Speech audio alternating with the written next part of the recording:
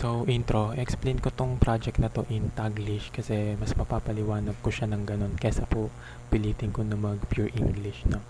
So, first is, yung ginamit kong tech stack dito is React.js and Tailwind CSS for front-end and Node.js for development and build tools.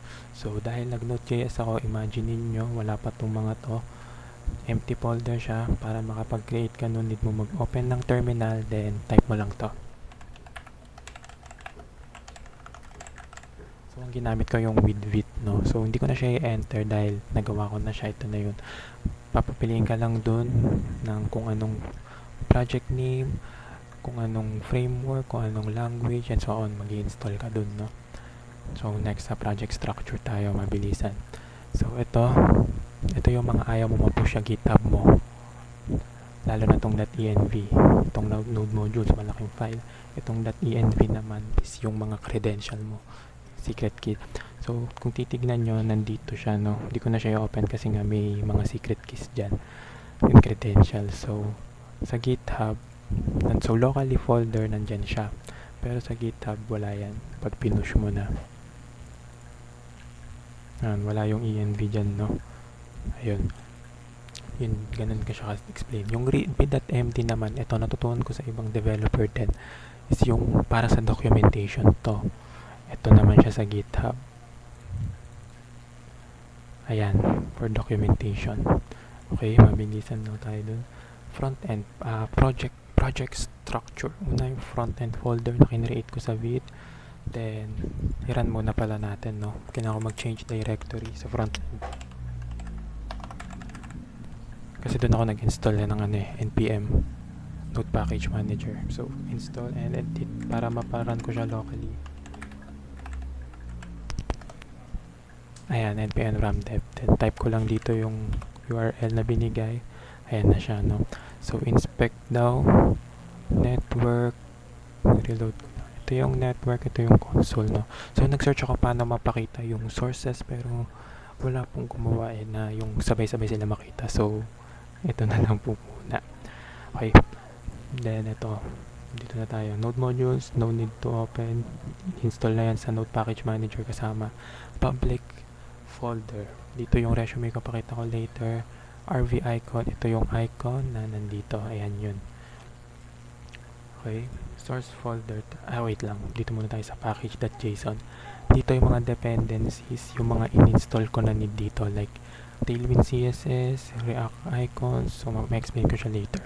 Yung Tailwind CSS, may mga need lang ako i-config dito sa vite.config like that. And sa source folder sa index.css, no? Usually, may laman to na iba. Need mo baguhin, import mo lang to, no? Ito, kahit ito nga lang need mo kasi need ko nung Google font na outfit and need ko customize ng color, no? For light theme and dark theme.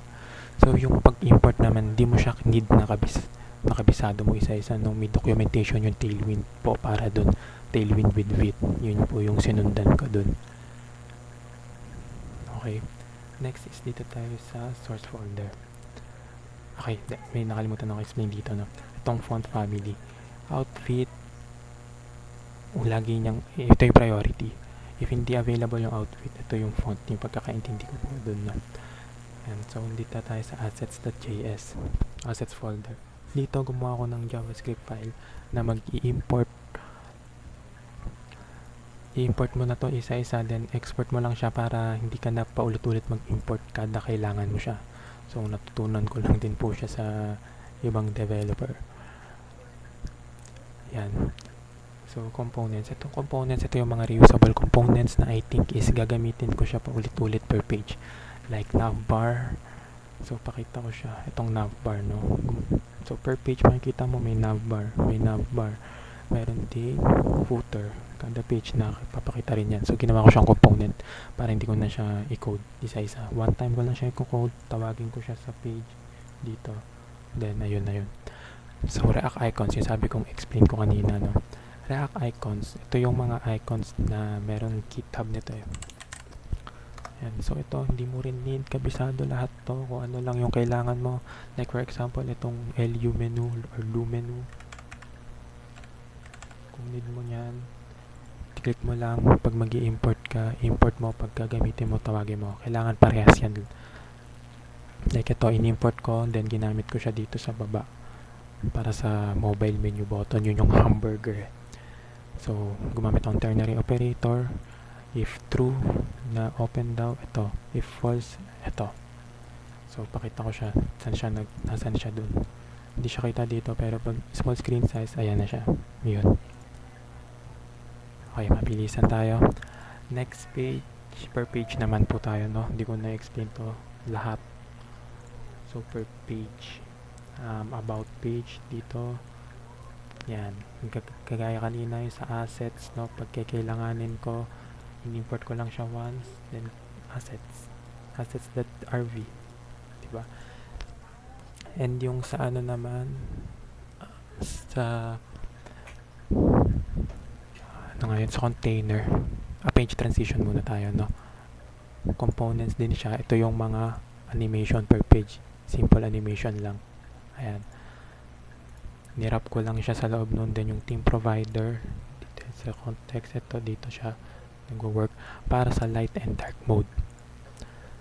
So, itong navbar, tas itong container, ito yung ano nila. Nasa loob sila ng isang container. May padding sila dyan. Top and bottom. So, asan yun? Pakita ko. Mabilisan. Itong padding X, meaning ito yung horizontally na ano nila. Padding 6 pixels. And sa Tailwind, may tinatawag tayo yung breakpoints, no? Pag yung medium screen sizes hanggang XL, kasi may XL 12 pixel. Pag nag-XL na 6, so ganun siya nagwo-work. Okay, resume tayo, resume page. Ito.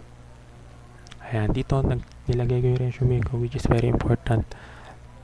And nag-open siya in new tab, no? Makikita nyo. Like for example, dahil siya nag-open siya in new tab dahil dito sa underscore blank. Kumbaga parang ano rin siya sa CSS yung target is equals underscore blank. Yun ibig sabihin nun mag-open siya in new tab. So ayan, hindi ko na isa-isahin to. Resume, dito tayo sa projects folder. Ayan, so ito yung mga real world projects ko. So itong live preview nito mag-open din siya in new tab dahil naka-target blank. Yan, so ito hindi to hard-coded na card, no? Medyo inano ko siya, pinadali ko yung buhay ko. Like, yan, image na siya from Figma. Then yung ang hard-code na lang dito is yung baba. Okay, yun po.